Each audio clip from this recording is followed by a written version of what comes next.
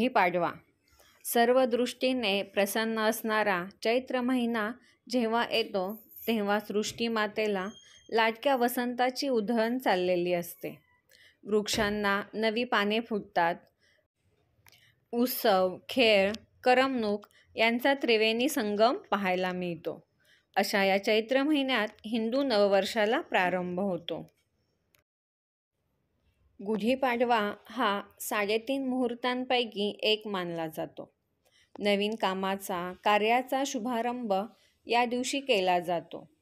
घरातील सर्व स्त्री पुरुष, लहान थोर मंडळी नवे कपडे घालून ह्या सणाच्या आगमनाची तयारी करतात. घरासमोर रांगोळी काढतात, गुढी उभारतात. गुढीपाडव्याच्या दिवशी कडुलिंबाच्या कोवळ्या पानात हरभऱ्याची डाळ, ओवा, मीठ, गूळ हे मिश्रण वाटले जाते. घरातील सर्वांना हा प्रसाद म्हणून दिला जातो. हे नेमाने खाल्ल्यास रोगराई आपल्यापासून दूर जाते. शरीर निरोगी व सुदृढ बनते.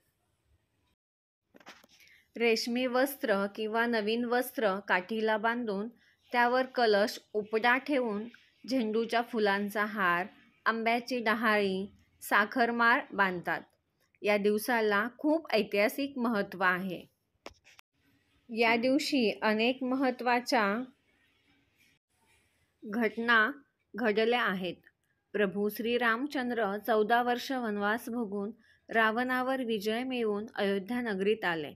तोच हा वर्ष प्रतिपदेचा दिवस होता. शालिवाहनाने शकाचा पराभव करण्यासाठी मातीचे 6,000 सैनिक तयार केले.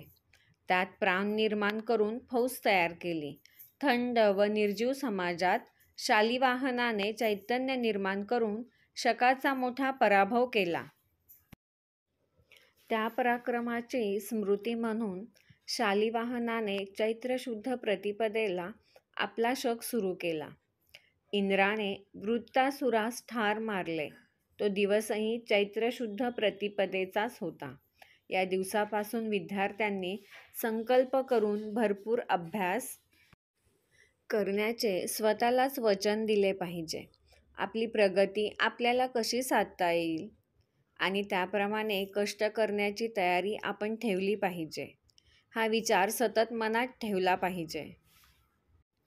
परस्परांमध्ये स्नेह, एकोपा घडवून आणण्याची किमया या सणात आहे. अशी ही यशाची गुढी उंच उंच फडकू दे, उंच उंच फडकू दे. धन्यवाद.